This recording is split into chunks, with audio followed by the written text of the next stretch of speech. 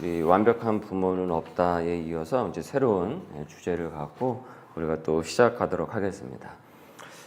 삶을 바로 잡을 용기고 부제는 자아 습관을 이기는 영적 습관 12단계인데 존 오트버그 그 목사님의 글이 지난달에 이제 번역이 되어서 바로 나와서 내용을 보니까 참 좋아서 함께 우리 교우들하고 이 내용을 갖고 수요 성서학당을 진행해도 되겠다라고 싶어서 이 주제를 선정을 하게 되었고 또 완벽한 부모는 없다와 함께 그 주제의 부분도 이렇게 연속성이 있어서 훨씬 우리에게 좋은 도움이 되겠다라고 싶어서 이 주제를 시작하도록 하겠습니다.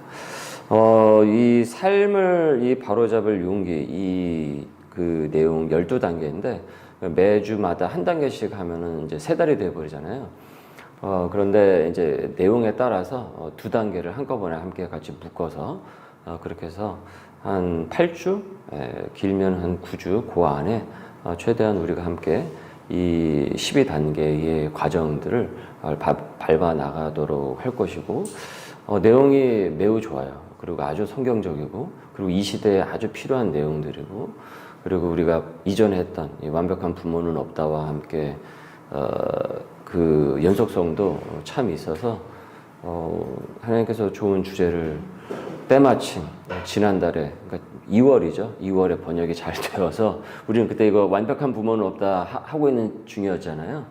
그래서 그 다음 주제에 대한 고민이 많이 있었는데 때마침 딱 이 주제가 주셔서 이것을 했는데 저도 저에게도 도움이 될 것이고 우리 교우분들에게도 도움이 될 것이고 이것을 영상으로 남겨서 또 우리 유튜브에 올렸을 때 그 과정들을 쭉 다시 한번 복습을 하시거나 뭐 우리 교우분들이 아닌 분들은 또 인터넷으로 접하시는 분들에게도 참 도움이 될 것 같습니다. 참 이게 사람이 욕심이 생기는 게 그때 우리 완벽한 부모는 없다. 그거 우리 교회 양육을 하면 좋겠다라고 했잖아요. 근데 하다 보니까 이것도 하면 좋겠더라고요. 네, 그 정도로 내용이 참 알차고 우리 교우분들에게 도움이 많이 될 거예요. 자, 이 자아 습관을 이기는 영적 습관의 12단계는 원래 원 소스가 어디에 있냐면은 놀라지 마십시오. 알코올 중독자 갱생회 모임 있죠? 거기서 온 거예요. 네. 거기에 직접 이 존 오토버그는 아주 저명한 설교자예요. 지금 이제 연세가 지긋이 드신 분인데, 뭐 이미 제가 신학교 이제 입학할 때서부터 그분의 책들을 종종 읽고, 제자훈련 교재에서도 이분의 책이 이제 필독서로 제가 함께 그 교인들과 함께 필독서로 추천했던 책들이었거든요. 제가 추천한 게 아니라 원래 제자훈련 과정 가운데 그 필독서들이 있어요. 근데 이제 또 새롭게 뭐 연세가 드시고 이제 전체적인 이 목회계 그리고 사람들을 보는 세계관이 훨씬 더 넓어지신 가운데 나온 부분이기 때문에 훨씬 더 이제 엑기스가 많이 내용이 있죠. 근데 이분이 직접 알코올 중독 갱생회 모임에 직접 참여를 하신 거예요. 이분이 알코올 중독에서 참여를 하신 것이 아니라 그것을 경험하고 어떻게 여기서 이런 치유와 회복이 일어날 수 있을까. 그래서 이것을 그대로 본인이 체험을 하시고 교회 프로그램을 갖고 온 거죠. 그러니까 이분이 하시면서 느꼈던 건 뭐냐면 의외로 알코올 갱생회 모임에서는 치유와 회복이 그 안에서 일어나는데 교회는 그것이 잘 일어나지 않는다라는 걸 발견하게 된 거예요. 왜 그럴까? 하다 보면 이제 그 내용들도 쭉쭉 나오게 되는데 그래서 거기서 이제 먼저 그 기본 툴을 이제 갖고 와서 이제 우리 교회에 적용을 하게 된 것이고 이것이 이제 12단계로 쭉 이제 나눠져 있습니다. 그래서 이 단계를 순차적으로 우리가 쭉 가다 보면은 아마 우리 그 교우분들에게도 아주 귀한 이 영적 습관들이 쭉 길러지게 될 것이고 나의 허점, 약점, 단점, 반대로 나의 장점이 무엇인지도 훨씬 더 선명하게 잘 드러내는 이 시간이 될 것입니다. 자, 그래서 자아 습관을 이기는 영적 습관 12단계, 삶을 바로잡을 용기. 여기 보면은 나는 내 가족을 바로잡을 수 없다. 드라마 중독을 끊을 수 없다. 요즘은 그렇죠? 또 과소비, 비교를 멈출 수 없다. 세상을 바로잡을 수 없다. 나 자신을 바로잡을 수 없다. 자, 먼저 프롤로그입니다. 자, 우리는 할 수 없다라는 것에 대한 먼저 인정, 그 이해가 먼저 있어야 된다라는 거예요. 나에 대한 이해가. 그런데 나에 대한 이해가 없는 경우가 너무 많아요. 우리에게. 그러니까 내가 나를 너무 모르는 거죠. 안다고 하지만. 근데 실제로는 내가 나를 몰라요. 남도 잘 모르지만 실은 나도 나를 몰라요. 노래 있었죠?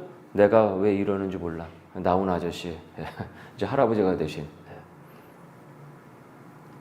그래서 우리는 할 수 없다라는 어떤 한계와 무력함에 대해서 훨씬 더 이 정확하게 분명하게 내가 이해를 하고 있어야 돼요. 나는 나의 가족을 바로잡을 수 없고 또 내 직업을 계속 유지할 수 없고 또 돈을 모을 수 없고 사랑하는 이들을 보호할 수 없고 화를 막 참을 수도 없고 혈기를 또 어떤 사람에게는 교회를 다니지만 술을 끊지 못하는 분도 있죠. 이게 계속 이 신앙의 발목을 잡죠. 이 술의 유혹이. 그리고 폭식을 또 멈출 수가 없거나 고통을 견딜 수 없거나 드라마 중독을 끊을 수 없고 과소비, 이 소비 행태, 불필요한 소비를 계속 하는 거죠. 지금 소비 사회잖아요. 계속 우리를 현혹을 하죠. 이거 사라 저거 사라. 뭐 테무와 알리, 뭐 쿠팡, 뭐 손안에서 쫙 돌아가지 않습니까? 요즘 10대 애들 우리 저기 하은이 보니까 에이블리 그거 나 에이블리가 뭔가 해서 그랬더니 거기 이제 그 옷이잖아요. 근데 그게 뭐 어마어마하대요. 그 10대 애들이 그 앱이 무신사 뭐 하여튼 에이블리 나는 얘 때문에 알게 됐어요. 근데 그거 계속 보면 신발 사고 싶고 날마다 옷 사고 싶고 그러겠더라고요. 보니까 맨날 할인이래. 맨날 세일이고 그놈의 세일은 맨날 해. 그러니까 하여튼 이 과소비를 멈추지 못하게 하죠. 이게 소비 사회가 되니까. 그리고 지나친 일 중독. 일은 해야죠. 일은 열심히 하는 건 맞죠. 그런데 중독과는 다른 거죠. 무엇을 위한 일이냐. 어쨌든 이와 같은 뭐 이거 외에도 여러 가지 많이 있죠. 우리가 이 조절이 안 되고 컨트롤이 안 되는 여러 가지들이 있지 않습니까? 그러니까 이것에 대한 한계와 그다음에 무력함을 내가 직면을 해야 된다라는 거예요. 할 수 있다. 나는 할 수 있다. 할 수 있다. 할 수 있다. 그런 자기 암시가 결국은 자기 암시만 한다고 해서 그게 통합니까? 그럼 통할 건 벌써 다 됐죠, 이게. 자기 암시로 될 거면 다 됐죠, 벌써 이미. 자기 암시로 안 돼요, 이게. 왜냐면 인간이 그렇게 안 돼요.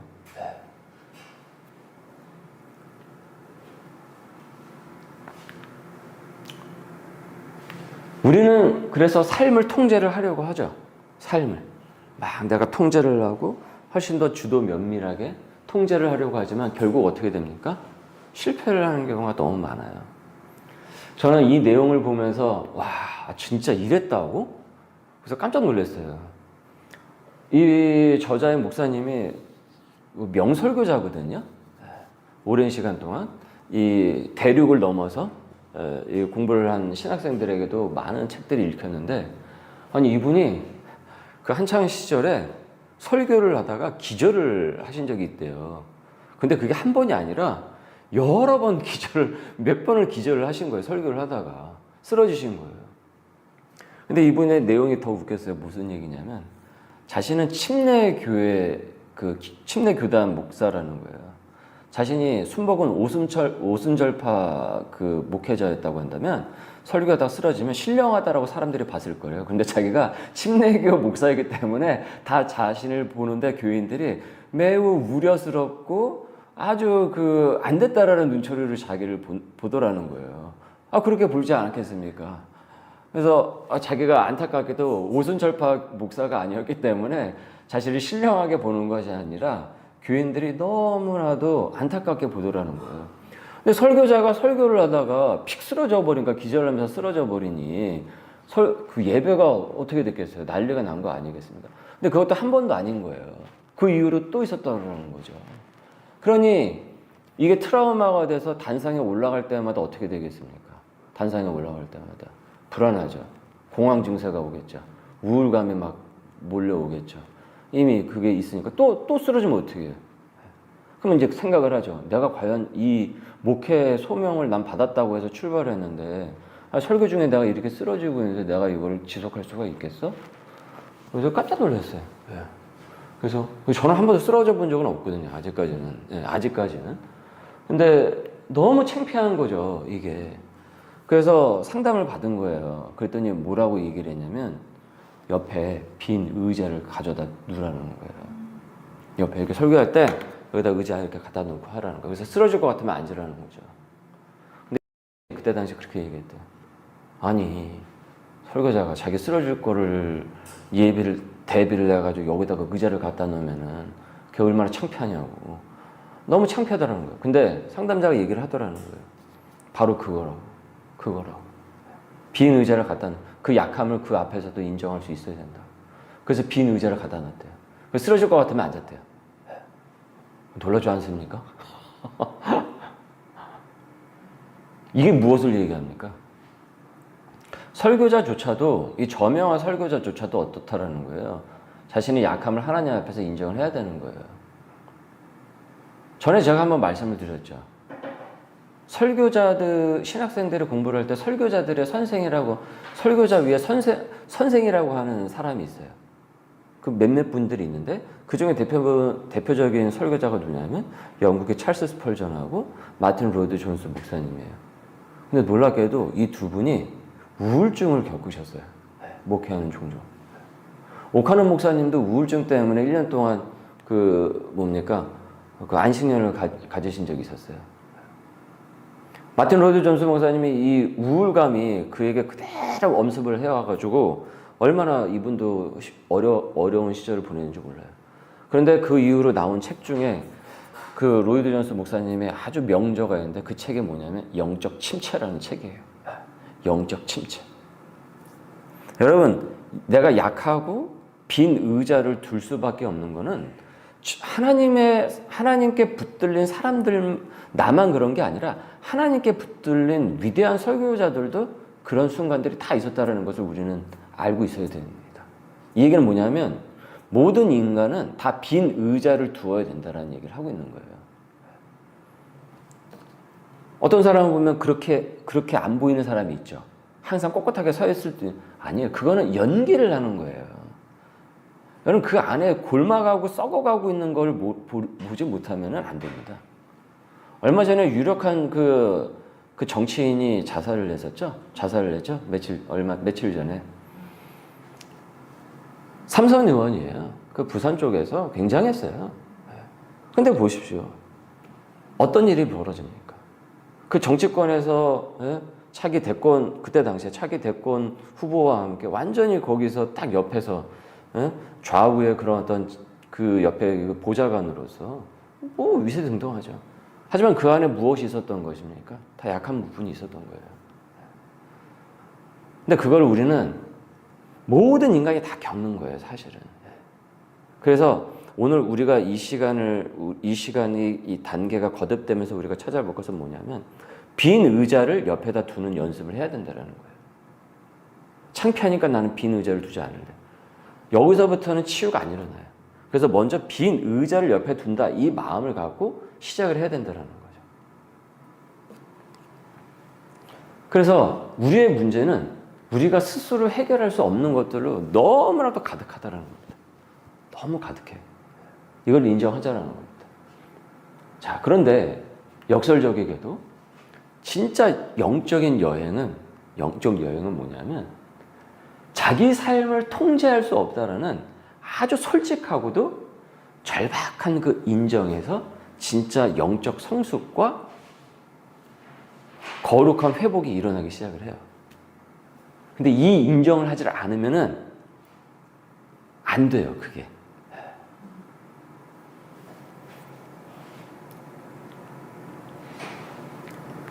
이분이 만약에 빈 의자를 옆에 두지 않고 단상에 계속 올라가고 내가 해야지, 내가 창피하니까 나 혼자 할 수 있어. 성도들이 그걸 보면 뭐라고 생각을 하겠어? 이런 생각으로 계속 올라갔다고 한다면 그분은 지금까지 설교자로서 하나님께서 주신 그 은사를 제대로 드러내지 못했을 거예요. 근데 오히려 그 약함을 드러내니까 어떻습니까? 그 약함을 하나님께서 강점으로 사용하신다라는 거예요. 우리가 이것을 경험을 해야 되는 거예요. 이 교회에서, 이 신앙에서, 말씀을 통해서. 그런데 이 빈 의자를 준비하지 않으면서 교회를 오랫동안 다닌다고 할지라도 그 안에서 단계가 계속 성장이 되지 않는 이유가 바로 여기 있다는 거죠.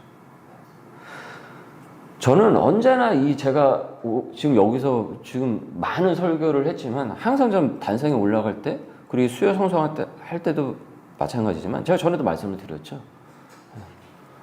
저도 모르겠다고. 하나님께서 붙들어 주시면 가는 거고 붙들어 주시지 않으면 저도 못 가는 거예요.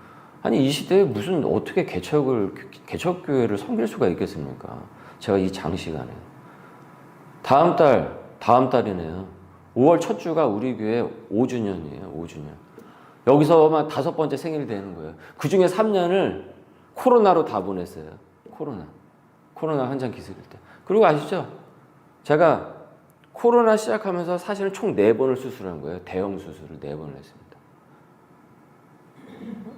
저 이거랑 비슷하더라고요. 저도 의자 갖다 놓고서 앉아서 했죠. 저 의자 앉아서 있죠. 몇 개월, 3개월, 4개월을 제가 앉아서 했을걸요? 그죠? 근데 제가 창피하다고 억지로 다리도 아픈데 제가 억지로 서가지고 여기서 한다고 생각을 해보십시오. 그거는 저 스스로 여러분 목사가 앉아서 하면 어떻게 그래서 서서 무조건 해야지 라고 생각해 보세요. 저는 오히려 앉아서 설교한 게 저는 오히려 더 감사하다. 우리 교우들이 훨씬 더 그걸 함께 같이 나눌 수 있어서 감사하다. 그런 생각이 들어요. 그리고 이제 일어설 힘을 주시니까 지금처럼 이렇게 일어서서 함께 우리 성서 학당과 설교 말씀을 이어갈 수 있는 거죠. 자, 나는 할 수 없어요. 우리는 할 수 없어요. 한계 무력하면. 그러나 어떻습니까? 하나님 어떻다고요? 하실 수 있다라는 거예요. 하나님 하실 수 있다. 즉 하나님의 능력과 회복이라는 것이죠. 그래서 하나님은 창조주시고 모든 것을 통제하시는 분입니다. 우리가 이것을 인지해야 하는 거예요. 나는 창조주가 아니죠. 그리고 나는 모든 것을 통제할 수 있는 사람이 아니죠. 나는 하나님이 아니니까. 나는 모든 것을 통제하는 사람이 아니라 모든 것을 통제를 못하는 사람이죠. 나의 기질 하나도 통제가 안 되죠. 몇 시에 자야지, 몇 시에 일어나야지. 이것도 제대로 안 되죠. 그러나 사람으로는 할 수 없을 때 무엇입니까? 하나님으로서는 다 하실 수 있느니라. 하나님으로는 다 하실 수 있느니라. 그래서 우리가 한계를 인정을 하고 하나님께 전적으로 맡길 때 참된 회복과 변화가 가능하다. 저는 이 과정을 거쳐가면서 이 은혜가 진짜 회복과 진짜 변화를 경험하실 수 있길 바랍니다. 그것이 우리 자녀를 이전의 단계가 우리 자녀를 향한 것이었다고 한다면 이것은 지금 나를 위한 겁니다. 온전히 나를 위한 거예요. 하나님 앞에서 나예요, 나. 자, 그래서 여러분 이것을 이제 좀 오해하시면 안 되는데 이 과정은요 우리가 꼭대기까지 정상에서 만납시다. 그 책 예전에 뭐 그런 책이 있었죠. 뭐 지그지그런가요? 뭐 하여튼 뭐 있었어요. 정상에서 만납시다. 뭐 그런 게 있었어요. 그런 책이 있었어요. 그러니까 성공 위주의 그 한창 유행했던 책이 우리 모두 정상에서 만납시다. 그런데 여러분 이거는 꼭대기까지 정상으로 우리가 올라가는 법을 알려주는 것이 아니에요. 지금 이 내용들은 정상에서 우리 다 만납시다. 그 얘기 아니에요. 네. 여기는 오히려 무엇입니까? 바닥을 치는 거예요. 바닥을 치는 것의 중요성을 얘기하는 거예요. 바닥을 치는 거. 야, 이거 내가 바닥이구나, 내가. 야, 이거 내가 이거 뭘 좀 할 줄 알았더니만 완전 내가 바닥이었구나. 이거를 아는 것의 중요성이에요. 바닥을 치는 것. 그래서 내가 짊어진 그 바위를 그분에게 건네는 것의 중요성입니다. 수고하고 무거운 짐진 자들아 다 내게로 오라. 내가 너희를 쉬게 하리라. 여기서 치유와 회복이 일어나게 되는 거죠.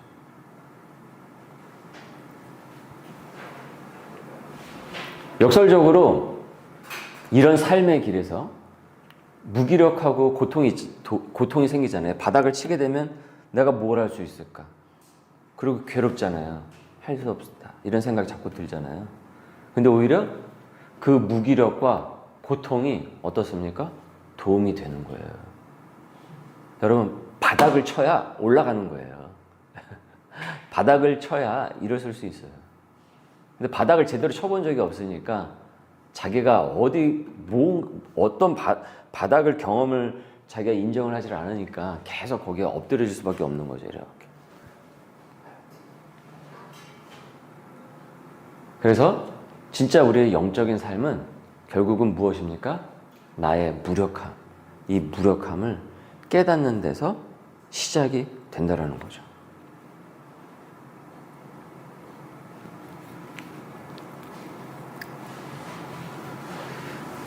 저는 이 수요성서학당을 이제 오전으로 좀 더 옮기고 내용의 카테고리들을 좀 이렇게 초점을 맞춰가면서 이렇게 준비를 지금 이제 시작을 하고 있는데 무엇보다 나한테 매우 도움이 되는구나 라는 것을 제가 많이 경험을 하게 됩니다. 훨씬 더 이전보다 마음의 평안함과 그리고 하나님에 대한 의존도가 훨씬 더 두터워지고 있는 저의 치유와 어떤 회복적인 부분들이 훨씬 더 경험을 하게 되는 것을 제가 느끼게 돼요. 그래서 참 저에게도 이 시간이 매우 귀한 시간이 된다라는 생각이 들어요. 자, 아까 처음에 말씀드렸죠? 이 원 소스가 사실 여기서 온 것이라고. 자, 보세요. 알코올 중독자 갱생회에서 보니까, 거기 참여해서 보니까, 거기에 유명 스타들도 있고, 갱도 있고, 이 주사 바늘을 꽂고 막 오던 그 노숙자도 그 안에 모이더라는 거예요. 근데 그 사람들이 거리낌 없이 막 어울려요. 그리고 매우 파격적인 솔직함이 있고, 그리고 환영이 있어요. 적극적인 환영이 있어요. 그 모임에서는 뭐 내 위치가 어떻게 되고, 뭐 내가 뭘 한 사람이 이건 의미가 없어요. 여기에는 파격적인 솔직함, 그 다음에 누구든지 그대로의 그 모습을 받아주는 환영, 그리고 서로가 서로를 도울 수 있다는 상호 의존이 그 안에 가득하다라는 거예요. 자, 그러면서 얘기를 하는 거예요. 묻고 있는 거예요. 그러면 왜 교회는 그처럼 안 되냐라는 거예요. 교회는 오히려 안 된다라는 거예요. 그 안에서. 오랜 시간 교회를 다녔음에도 그게 일어나지 않는다라는 거죠. 왜 그럴까? 왜? 이유가 뭘까? 교회에 출석하는 사람들이 알코올 중독자 같은 마음을 갖지 않는 한 그렇게 될 수 없는 거예요. 빈 의자를 준비를 해놓지 않으니까 그게 안 되는 거예요. 계속 항상 자기는 꼿꼿이 서 있을 수 있다라고 계속 스스로를 자기 암시하면서 우기니까 다리가 후들후들 하면서도 불구하고 그렇게 있더라라는 거죠. 그러니까 온전한 치유와 회복을 경험하지 못하는 거예요. 저는 이거를 100% 동의합니다. 100% 동의합니다. 아주 작은 교회 규모에서 그리고 중대형 교회 그리고 지금 제가 또 이렇게 소멸교회 개척을 하면서 쭉 오랜 시간을 제가 사역을 하면서 봤지만 전 이거를 교회 안에서 너무 많이 봤어요. 저도 이게 항상 문제의식이 제 안에 있었어요. 그래서 제가 교회 개척을 할 때 무조건 처음서부터 어쨌든 이 교회의 첫 개척은 뭐냐면 백지에서 시작을 하는 거니까 하얀색 도화지에서 시작을 하는 거기 때문에 이 허물부터 무조건 허물고 교회는 시작이 돼야 된다.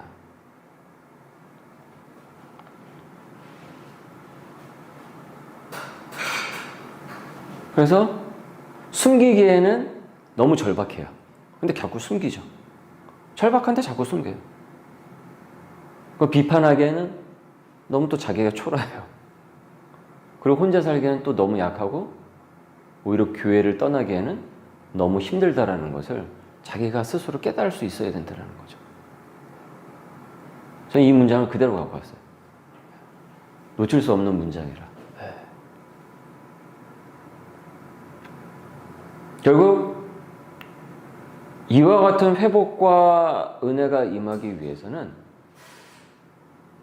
빈 의자를 먼저 적극적으로 준비할 수 있는 그것이 필요하다는 거죠.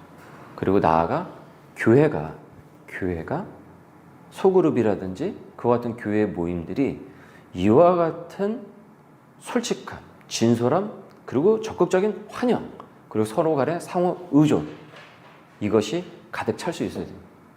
사실은 이거는 새로운 것도 아닙니다. 왜 그렇습니까? 당시 초대교회가 이랬기 때문이죠. 초대교회가. 우리 소명의 교회가 작더라도 이렇게 함께 같이 교회가 교회답게 갈 수 있고 그 안에서 치유회복이 일어날 수 있길 바랍니다. 네. 그런 교회 방향으로 나아갈 수 있길 바랍니다. 저는 그런 교회가 이 시대에 진짜 필요하고 그런 교회가 진짜 강한 교회, 튼튼한 교회라고 생각을 합니다. 사람의 수가 많고 적음에 따라 그런 게 아니라 사람이 많다고 하더라도요 그 교회 약한 교회가 있어요.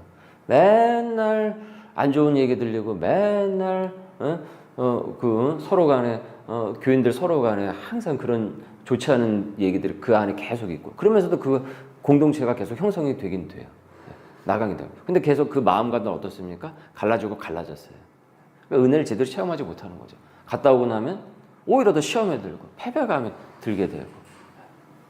그게 약한 교회예요, 사실은. 그런 교회는 어느 순간 어떤 딱 무슨 일이 생기면 와르르 무너질 수밖에 없습니다. 자, 그래서 우리가 변화의 길을 겪게 되는데 이 12단계의 원리가 이제 적용이 되기 시작을 할 것입니다. 자, 그래서 이 알코올 중독자 갱생회, 이제 일명 AA의 이 12단계의 원리는 단순한 중독 치료법이 아니라는 거예요. 이건 뭐냐면 인간이 자신의 무력함을 인정을 하고 하나님께 온전히 의지하는 원리가 되는 것입니다. 그래서 교회는 우리가 이 원리를 배우고 실천해야 되고 그리고 우리 모두에게, 우리 스스로에게 적용할 수 있어야 되겠습니다.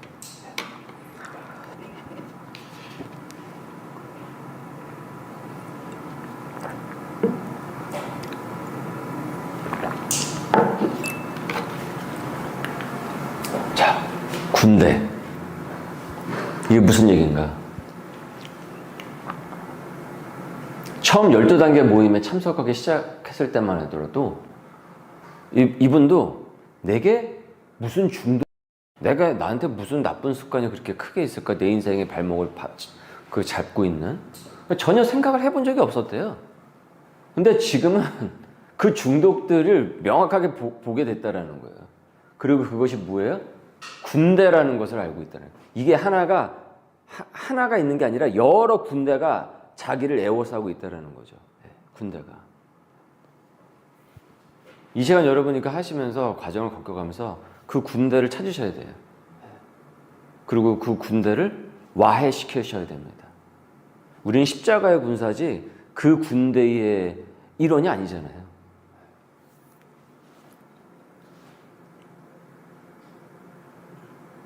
이 습관들, 나쁜 습관들, 그 중독들이 군대 연합을 이루어가지고 내 인생의 발목을, 내 내면 세계의 질서를 파괴하고 우리 가정을 흔들리게 만든다라는 거예요. 이런 것들이.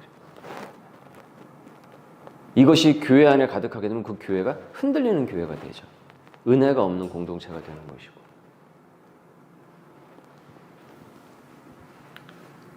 자, 그래서 이제 아래층으로 내려가는 건데, 전통적으로 이 12단계 모임은 교회 본당 위에서 이 알코올 중독자 갱생 모임들이 대체로 어디서 이루어지냐면요. 이 교회에서 이 치유 프로그램들이 장소가 거기서 많이 이제 사용이 돼요. 자, 그래서 이 얘기를 하는 거예요. 뭐냐면 보통 이 12단계의 모임이 본당보다는 이 밑에 교회 지하실 있잖아요. 교회 지하실 같은 곳에서 이것이 이루어져요. 쭉 둘러앉아가지고 이것이 이루어져요. 그래서 위층 사람들은, 이 세상의 위층 사람들은 아무 문제 없이 잘 살아가는 것처럼 보이는 반면에 아래층 사람들은 무너지지 않으려고 안간힘을 쓴다는 거죠. 이건 교회 위층을 얘기하는 것이 아니라 무슨 얘기인지 아시겠죠? 이 세상에 살고 있는 그 위층의 사람들. 그래서 아래층의 사람들은 오히려 막 무너지지 않으려고 안간힘을 써요. 하지만 오히려 거기서 절박하고 궁핍하고 약함은 받아들여지게 돼요. 그리고 그 가장 낮은 자리, 그 지하실의 그 자리가 실은 거기서 치유와 회복을 경험하게 되는 큰 능력의 자리가 돼요. 딱이죠. 여기 이 모시기, 이 장소가. 저는 이 장소가 큰 능력의 자리가 될 거라고 확신합니다. 네. 우리가 믿음을 갖고 간다면. 네. 그래서 알코올 중독 갱생회 사람들이 이런 얘기를 한다는 거예요. 교회 위층에 올라가면은 기적에 관해서 말씀을 들을 수 있고 교회 아래층으로 내려오면 기적을 볼 수 있다라고 얘기하는 이유가 바로 여기 있다라는 거죠. 무슨 얘기인지 아시겠죠? 네. 위에서 기적에 관해서 말씀을 통해서 듣게 되고 이 아래층에서 그 갱생의 사람들의 모임을 통해서 어떻습니까? 그 사람의 기적과 그 사람의 회복이 일어나는 것을 눈으로 서로가 보게 되는 거예요. 그래서 기적을 여기서 보게 되는구나. 저 사람이 변하고 있네? 저 가정이 변하네? 우리 교회가 이곳에서 기적을 관해서 듣고 기적을 체험할 수 있기를 바랍니다. 그 기적의 얘기가 가득가득 찰 수 있기를 바랍니다. 이 시간들이 거듭거듭 될 때마다. 하나님께서 두세 사람 가운데 너희와 함께 하신다고 하셨죠? 두세 사람이 모인 가운데 내가 너희와 함께 하신다고 했잖아요. 사람이 많고 적음이 아니에요. 하나님의 치유와 회복은. 자, 그러면 이제 아래층으로 우리가 내려가도록 하겠습니다. 자, 여호와께서 너희를 위하여 싸우시리니. 여러분 혼자 싸우는 게 아닙니다. 주님께서 우리와 함께 싸우십니다. 자, 첫 번째입니다. 첫 단계. 내 삶이 잘못되었음을 깨닫는 거예요. 1부. 내 삶이 잘못되었음을 깨닫고 첫 단계는 뭐냐면 내 약함과 수치를 어떻게 한다고요? 고백하는 시간이 있으셔야 돼요. 고백하는 시간이 있으셔야 된다. 자, 마가복음 3장 1절에서 6절 거기에 보면 그 손이 마른 사람이 나와요. 그죠? 손이 마른 사람이 나오는데 자, 예수님께서 손이 마른 한 남자를 회당 가운데 세우시고 모든 사람 앞에서 어떻습니까? 그 손 마른 자의 약함을 다 드러내셨죠. 공개적으로 다 드러내셨어요. 그리고 그 남자는 가장 부끄러워하는 부분을 어떻게 해요? 공개적으로 노출을 해야 됐어요. 그죠? 자기가 숨기고 싶은 거잖아요. 핸디캡이잖아요. 자신의 장애를 숨기고 싶은 거잖아요. 그런데 그걸 어떻게 해요? 다 드러냈어요. 근데 결국 예수님의 말씀에 순종을 했을 때 어떻게 됩니까? 치유를 경험을 하게 되죠. 이 말씀의 내용들이. 자기의 허물을 자꾸 숨기는데 급급해가지고 아니야 괜찮아 이것이 아니라 어떻습니까? 예수님께서는 모든 사람 앞에서 그의 약함을 오히려 어떻게 합니까? 드러내도록 하셨다라는 거예요. 여러분, 약함은 자꾸 감춘다고 해서 감춰지는 게 아닙니다. 나중에 그 약함이 곪아요. 그리고 그 약함이 계속 곪잖아요. 그러면 모든 사람이 그 곪는 걸 다 알게 돼요. 어쨌든 숨겨도 알게 되고 드러내도 다 알게 된다는 거. 어차피 그건 다 드러날 거예요. 괜찮아. 시간이 지나보면 다 알죠. 사람들이 그걸 왜 모르겠습니까? 우리 모두가 다 알죠. 인간이. 그걸 왜 모릅니까? 그러니까 예수님께서는 오히려 그의 약함을 어떻습니까? 드러나게 하셨다라는 거예요. 이건 예수님의 의도적인 사역이세요. 사역. 야, 너 창피하니까? 야, 너 창피하지? 야, 숨겨. 이게 아니라 오히려 드러내셨다라는 거예요. 그래서 노출은 하지만 결국 무엇입니까? 예수님의 말씀에 순종을 했을 때 그 치유를 경험을 하게 되는 것이죠.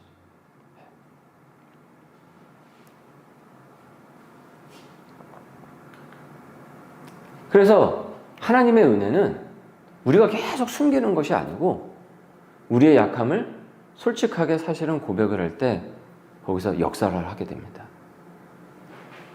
그 교회가 자신의 약함을 항상 고백을 하고 나누고 그것을 위해서 기도를 할 때 그 교회에서는 이와 같은 영적인 기적, 하나님의 은혜의 간증들이 계속 차고 넘치게 됩니다. 우리 교회는 그런 교회가 될 수 있어야 돼요. 그래서 여러분, 우리의 연약함을 인정하는 것이 무엇이라고요? 사실은 영적 성장의 시작이 되는 겁니다. 이게 시작이에요, 시작. 연약함을 인정하셔요. 자꾸 연약함을 감추려고 하지 마세요.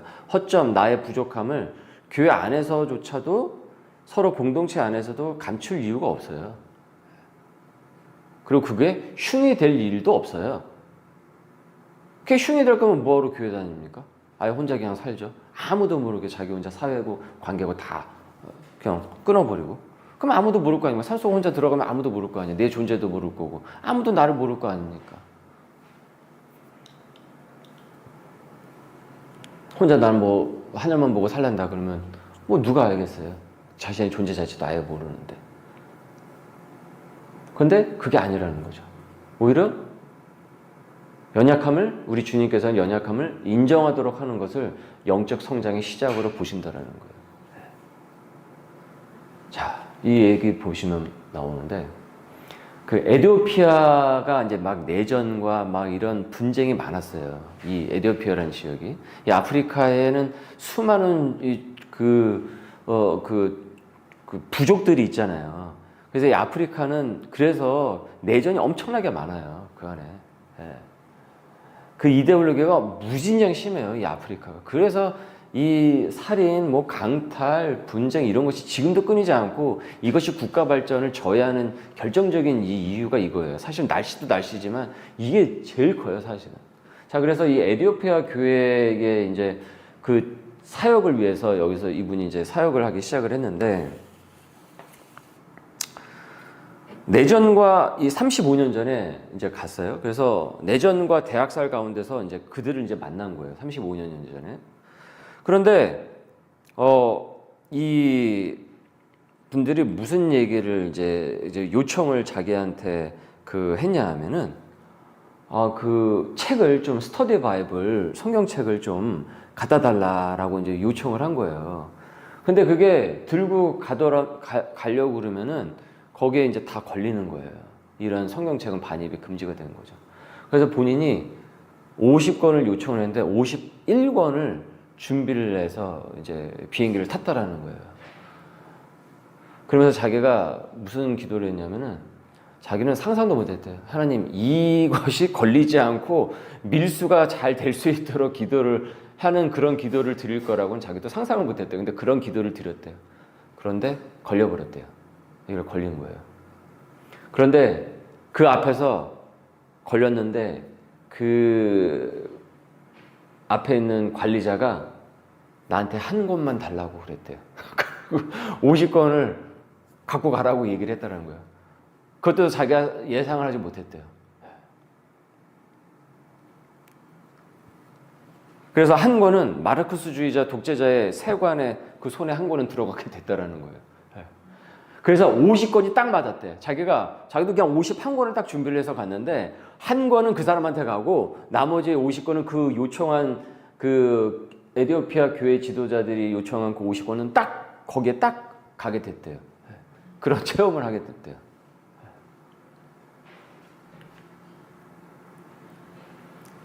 이 에티오피아의 교회 지도자들 속에서도 이와 같은 은혜들이 그 안에서 있었다라는 거예요. 에티오피아 교회 지도자들도 자신의 그 허물과 그 괴로움들을 다 고백을 하더라는 거예요. 당시에 이 종교 지도자들은 장애와 사회적 약점을 죄의 결과로 간주를 하고 배척을 했대요. 이 에티오피아에서 흐르는 이 생각들과 그 문화의 것들이 뭐냐면 이런 이 자신의 이 장애, 그 다음에 사회적인 그 약점들은 다 이게 뭐냐면 이 죄의 결과로만 받아들였기 때문에 이걸 다 숨겼다라는 거예요. 그런데 에티오피아 교회 지도자들도 그와 같은 사회적 영향과 문화적 영향을 받다 보니까 교회 지도자들이 되었음에도 불구하고 여전히 그 안에 머물고 있더라는 겁니다. 그런데 오히려 그것을 드러내고 그것을 고백을 하게 했더니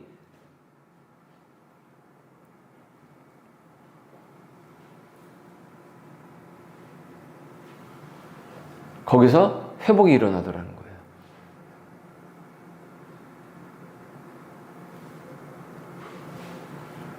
어떤 교회 지도자들과 자기들끼리 막 싸웠던 일. 그리고 이 내전 때문에 사실은 무서워 벌벌벌벌 떨고 있으면서 사실은 그렇지 않다고 막 스스로를 막 자위하는 그와 같은 그 어떤 이 얘기들. 이 모든 것들을 다 그 앞에서 솔직하게 고백을 하더라는 거예요. 근데 오히려 그 솔직하게 고백하는 그 순간에 하나님께서 그 교회를, 에디오피아 교회와 그 교회원들의 회복을 인도를 하시더라는 겁니다. 그러니까 실제로 이거는 자기가 본인이 에디오피아 선교 사역을 하면서 체험을 했던 바였던 거죠. 여러분, 예수님께서는 오히려 낙인 찍힌 자들과 함께 하셔요. 낙인 찍힌 자들과.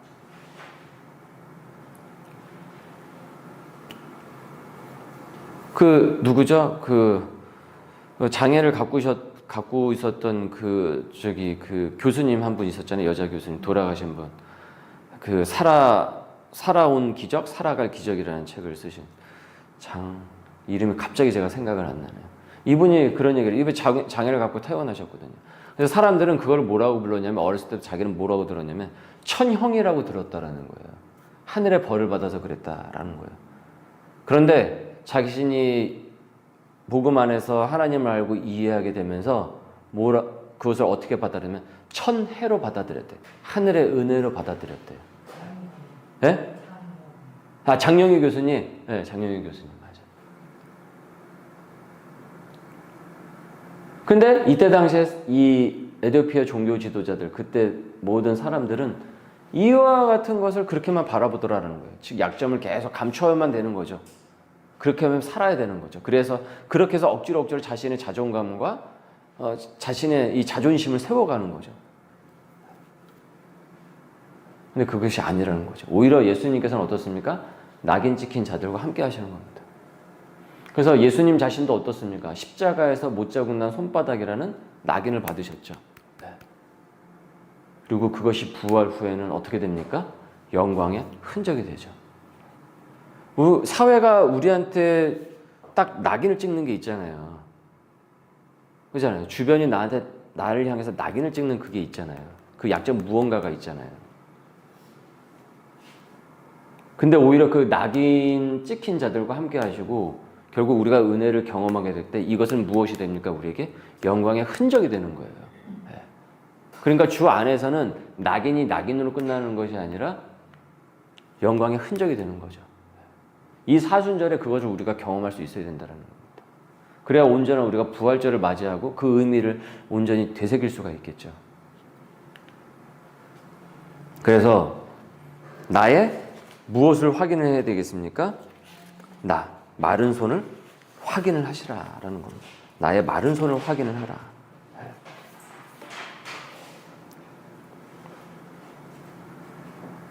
결국 이 출발점은 무엇이냐면 내 안에서 여러분 무력한 부분을 찾는 것입니다. 잘 찾으셔야 돼요. 이거를 잘 찾으셔야 됩니다. 그래서 우리가 스스로 해결할 수 없는 부분, 우리 가정이 스스로 해결할 수 없는 부분, 내 직장 공동체가 스스로 해결할 수 없는 부분, 우리 교회가 스스로 해결할 수 없는 부분, 이것을 인정하는 것이 결국 변화의 출발점이 돼요. 이게 먼저 중요합니다. 인정. 이 인정을 안 하면 안 돼요. 이 인정이 먼저 이루어져야 됩니다. 아까 말씀드렸죠. 빈 의자를 먼저 준비해야 된다고. 이 빈 의자를 준비한다는 것은 내가 약하다라는 것을 인정하는 거예요. 그래야 그 설교자가 강한 설교자가 되는 거예요. 하나님이 붙들어주는 성령의 설교자가 될 수 있어요. 설교자도 그렇습니다. 하나님이 힘을 주셔야 나는 일어서는 사람이다. 내 지식, 내 경험, 그걸로 결코 성도들을 하나님의 말씀 앞으로 인도할 수 없다. 이걸 항상 인정해야 돼요. 저도 항상 그래요. 그래서 그래요. 저 항상 특히 주일 설교 준비할 때 뭘 전해야 되겠습니까? 매번 그런다니까요, 저도. 네. 금요일서부터 이제 저한테 약간 이제 압박감이 막 이제 오기 시작을 하죠. 네. 토요일 이제 아침이 되면은 막 이제 무거운 짐이 저한테도 있어요. 근데 항상 기도하면서 하나님께 맡겨야 돼요. 설교를 할 수가 있어요. 자, 이처럼 스스로 해결할 수 없는 부분을 인정하는 것이 변화의 출발점이 되고, 우리가 그렇잖아요. 날씨도 우리가 할 수 없죠. 교통, 경제, 죽음. 지금 이 산불이 난 거, 우리도 이거 통제가 안 되는 거예요. 그리고 거기서 무슨 성묘객 하나가 지금 뭘 태우다가 그렇게 했다고, 외지인이 했다고 하는데, 본인이 그거 진짜 내려고 한 것도 아니다. 하다 보니까 불씨가 날아가고 확 나니까 도망가다가 그 마을 이장이 붙잡고 그랬다라는 것 아닙니까? 통제가 안 되는 거예요, 우리가. 뭘 하나, 행동 하나도 내가. 지금 이 나라를 이렇게 지금 뉴스에 엊그저께 보니까 손실이 1조? 1조 어마어마하다고 그러더라고요. 주일날 말씀을 드렸죠. 우리 교단교회 그 100여 년대 교회들 다 타버렸다고. 우리 교회 요번에 우리가 도움을 드릴 거예요. 그래서 노예를 통해서 그 교회에 각 교회 불탄 교회들 많아요. 그 교회에 언론에 나오지 않죠. 절 탄 것만 나오지 교회 탄 건 하나도 안 나오죠. 응? 그러니까 이런 부분들이 우리도 이제 도움을 이제 줘야 되는데 어쨌든 그게 어떻습니까? 통제할 수 없는 것들이 많다라는 겁니다. 근데 그것을 어떻게 됩니까? 받아들일 수 있어야 된다. 더 나아가 우리의 감정과 관계 그리고 삶의 문제 결국 여러분 우리 무력함을 인정할 수 있어야 된다. 그러면서 이것을 잘 벗어나셔야 된다. 괜찮지를 않은데 자꾸 괜찮아에 스스로를 속여가는 거예요. 괜찮아. 아이러니하게도 우리는 자신의 망가짐을 인정하지 않을 때가 많다라는 겁니다. 영적으로 성숙한 사람처럼 보이기를 원하고, 그렇죠. 가면을 쓰기를 원하죠. 영적 성숙이 자신의 문제를 인정하는 것과 양립할 수 없다라고 착각을 한다라는 거예요. 내 문제를 인정을 하는 것하고 내가 성장을 하는 것하고는 어떻게 양립할 수 없다고 생각을 해요. 그러다 보니까 자꾸 스스로 괜찮지 않으면서 괜찮다라고 자꾸 묻어두면서 가게 되는 거죠. 그래서 외적으로 좋은 이미지를 유지하려고 자꾸 노력을 해요. 그래서 오히려 교회가 오히려 이것을 막는 경우가 많아요. 괜찮아야 되는 거예요. 여기 모임은 괜찮은 사람들에 다 모임해야 되는 거예요. 사회적으로 가정의 부부 사이에 자녀와의 사이에 다 괜찮은 사람들로만 해야 되는 거예요. 그러니까 오히려 교회 오면은 더 외로운 경우가 있어요. 그 교회 문화가 그렇게 형성이 되어버리면. 먼저 여러분 우리 그리스도인들이 이 1단계에 가기 전에 먼저 해야 할 더 근본적인 것은 뭐냐면 인정이에요. 인정. 어드미션. 먼저 인정을부터 해야 되는 거예요. 인정.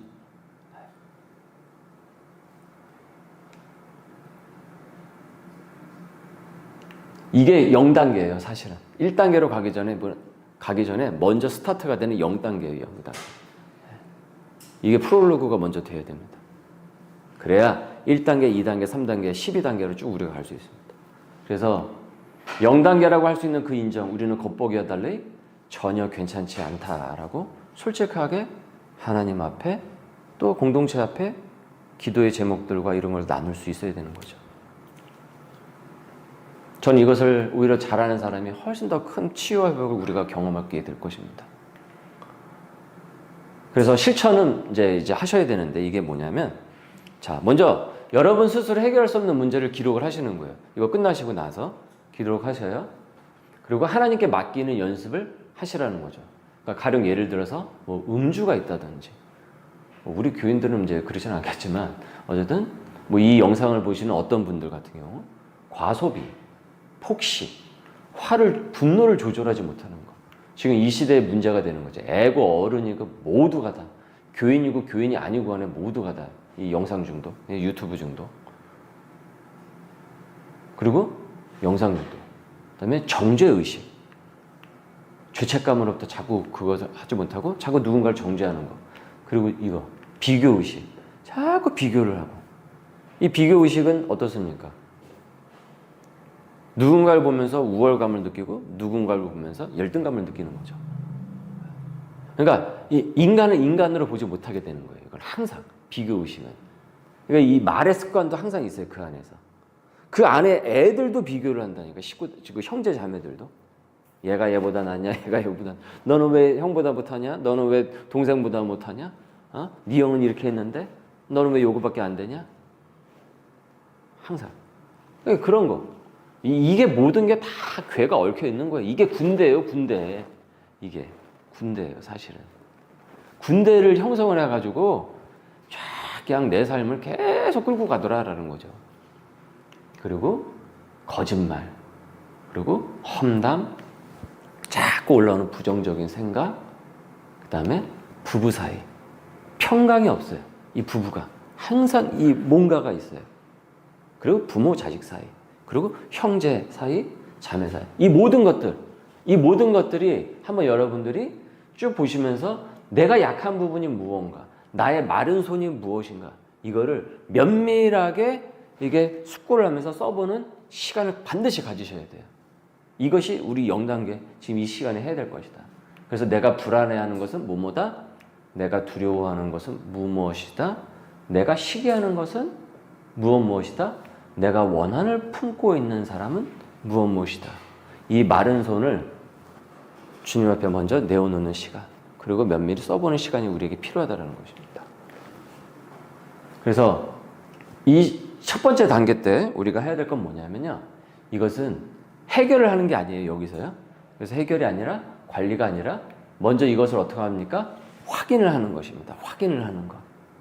그리고 기록을 하시는 거예요. 기록을 하시는 것. 섣불리 이걸 다 해결하겠다 하지 마세요. 그런다고 해결되는 게 아니니까 먼저는 이걸 한번 기록을 해보세요. 써보세요. 그러면 내가 생각했던 것하고 면밀히 오늘 이 함께 같이 이 성서학당을 하면서 그 다음에 내가 깨닫는 바가 쭉 써지게 될 거예요.